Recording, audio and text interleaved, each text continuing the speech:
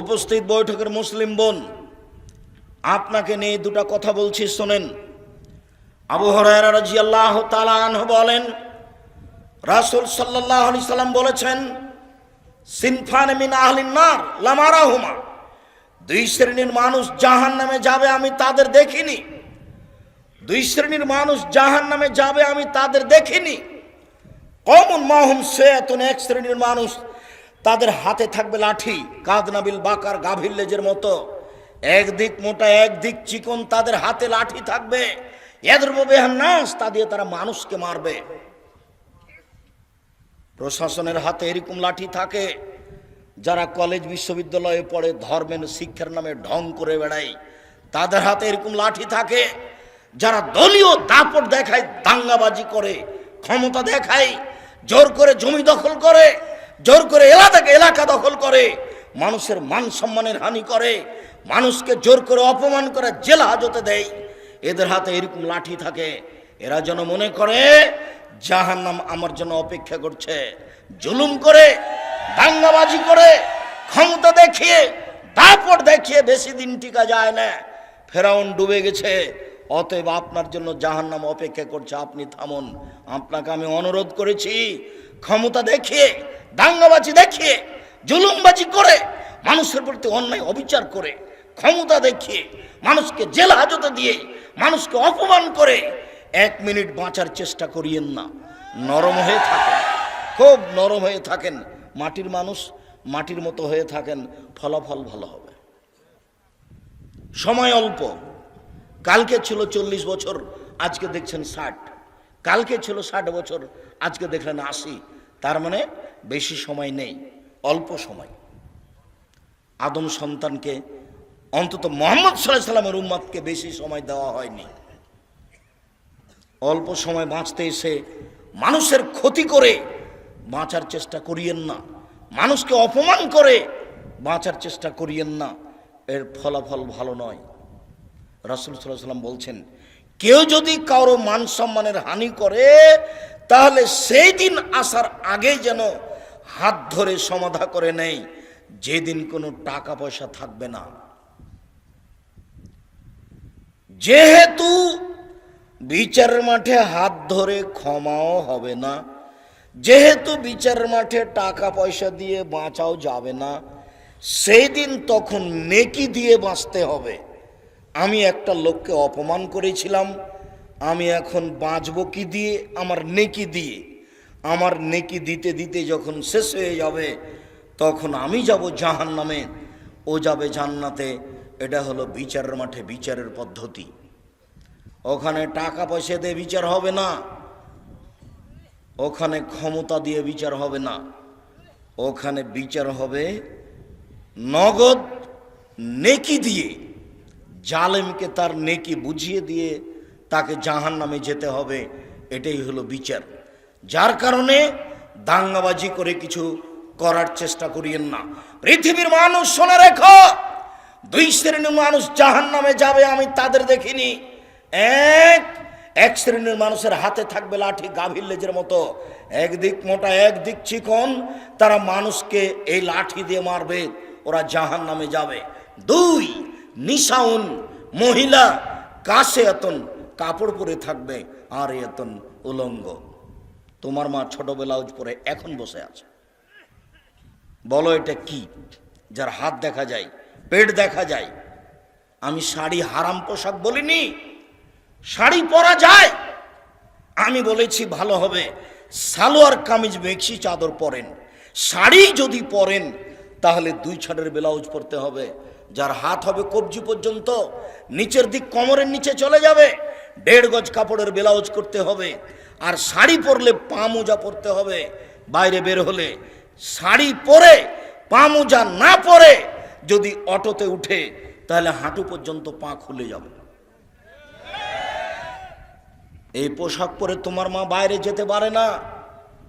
আর এটা হচ্ছে পল্লী অঞ্চল, সারা গ্রামের সবাই নাকি চাচা, সবাই নাকি ভাই, সবাই নাকি বাপ, সবাই সবার সাথে কথা বলছে নির্দ্বিধায়।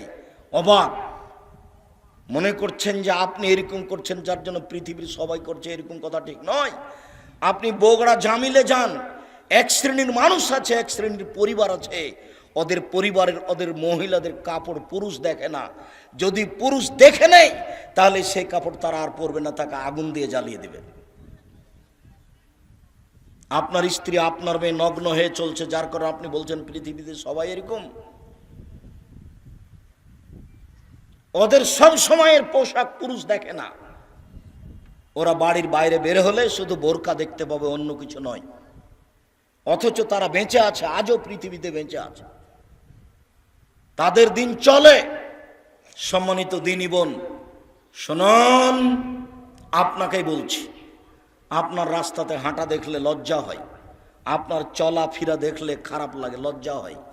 মনে হয় যেন আপনার স্বামী নেই, মনে হয় যেন আপনার বাপ নেই, আপনি যেন পিতাহীন মানুষ, আপনি যেন স্বামীহীন মানুষ। স্বামী থাকলে আপনার এরকম অবস্থা কেন? আত্মমর্যাদা থাকবে স্বামী থাকলে। আপনার একটা আত্মমর্যাদা আছে, স্বামীর একটা আত্মমর্যাদা আছে। স্বামীর আত্মমর্যাদা খেয়াল করলে তো আপনি এমনটা করতে পারেন না। স্বামীর একটা আত্মমর্যাদা খেয়াল করা দরকার। আসমা রাদিয়াল্লাহু তাআলা আনহা বলেন, আবু বকর সিদ্দিকের মেয়ে আসমা রাদিয়াল্লাহু তাআলা আনহা বলেন যে আমি মাঠে থেকে খেজুরের আটি বোঝা মাথায় করে নিয়ে আসছিলাম। রাস্তায় রাসূল সাল্লাল্লাহু আলাইহি ওয়াসাল্লামের সাথে দেখা হয়ে গেল। আল্লাহ রাসূল আমাকে বললেন, আসমা তুমি উটের উপরে চলে আসো, উটের উপরে উঠো। তখন আমি লজ্জা করলাম, আমার স্বামী জুবাইরের আত্মমর্যাদাকে আমি খেয়াল করলাম। না না না না না, আমি যদি রাসূলের উটের পিছনে উঠি তাহলে জুবাইর এটা খারাপ মনে করবে। জুবাইরের একটা আত্মমর্যাদা আছে, তার একটা দাম আছে। আমি এই হিসাব করে আর রাসূলের উটের পিছন দিকে উঠলাম না। আমি বাড়িতে এসে বললাম, জুবাইর শোনেন, আমার স্বামীকে বললাম এই ঘটনা, আপনার আত্মমর্যাদাকে হিসাব করে মহিলা মানুষ মাঠে থেকে বোঝা মাথায় করে নিয়ে চলে আসো, এটা আমাকে খারাপ লাগে। হাদিস বুখারী মুসলিম, তার নাম আত্মমর্যাদা। এই ছেলে, তোমার বাপের একটা আত্মমর্যাদা থাকলে তোমার মা এভাবে বসে থাকতে পারে? তোমার বাপ একটা কাপুরুষ, তোমার বাপ একটা কাপুরুষ, তোমার বাপ একটা কাপুরুষ। মনে কিছু নিও না। তোমার বাপের ব্যক্তিত্ব থাকলে, তোমার বাপের মর্যাদা থাকলে, তোমার বাপের আত্মমর্যাদা থাকলে তোমার মা এভাবে চলতে পারতো না। এটা অসম্ভব হতে পারে না। তোমার বাপ নিজেকে পশু প্রাণীর মতো মনে করে। বুঝেও বুঝে না ওরা, অন্তর আছে বুঝে না, দেখেও দেখে না ওরা, চক্ষু আছে দেখে না, শোনেও শোনে না ওরা, কান আছে শোনে না। উলাইকা কাল আনআম, তারা পশু প্রাণীর মতো, তারা গরু ছাগলের মতো, তারা কুকুর শৃগালের মতো, বালহুম আদাল, বরং তার চেয়ে খারাপ। তোমার পিতা পশু প্রাণীর মতো নিজেকে মনে করে। ব্যক্তিত্ব থাকলে এইভাবে স্ত্রী ঘুরতে পারে? যেইভাবে চোখ ঘুরে বউ সেভাবে ঘুরে, চোখ যেভাবে ঘুরে বউ সেভাবে চলে, তার নাম ক্ষমতা, তার নাম ব্যক্তিত্ব, তার নাম আত্মমর্যাদা। রাসূল সাল্লাল্লাহু আলাইহি সাল্লাম বলেন, নিসাউন, মহিলা, কাসিয়াতুন, কাপড় পরে থাকে, আর এতুন, উলঙ্গ। তোমার মার পোশাককে আল্লাহ নবী উলঙ্গ বলেছেন, আর তোমার বোনের পোশাককে আল্লাহ রাসূল উলঙ্গ বলেছেন। এই ছেলে, এই হাদিসের বিকল্প কি তরজমা হতে পারে তুমি বিবেচনা করো। আমি এ কথা বলিনি, এ কথা মুহাম্মদ সাল্লাল্লাহু আলাইহি সাল্লাম বলেছেন। নিজেকে পশু প্রাণী মনে করো না, নিজেকে গরু ছাগল মনে করো না, নিজেকে মানুষ মনে করিও। পশু প্রাণীর বিচার হবে না, গরু ছাগলের বিচার হবে না, কুকুর শৃগালের বিচার হবে না, বিচার মানুষের হবে, বিচার জিনের হবে। এরাই বুঝে, এদের বোধ শক্তি আছে, এদের বোধোদয় আছে, এদের বোধগম্য আছে, এদের হিতাহিত জ্ঞান আছে। এরাই ভালো হতে পারে।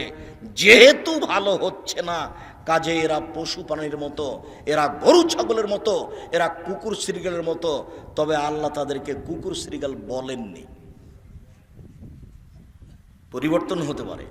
আজকেই পরিবর্তন হতে হবে তোমাকে, আজকেই পরিবর্তন হতে হবে তোমার মাকে, আজকেই পরিবর্তন হতে হবে তোমার বোনকে। সিদ্ধান্ত পরিবর্তন করুন আপনি আমার দিনী বোন। রাসূল সাল্লাল্লাহু আলাইহি সাল্লাম বলেন, মাইলাতুন, এরা পুরুষকে নিজের দিকে আকৃষ্ট করে। মমিলাতুন, তারা পুরুষকে নিজের দিকে আকৃষ্ট করে। মাইলাতুন, এরা নিজেরা আকৃষ্ট হয় পুরুষের দিকে।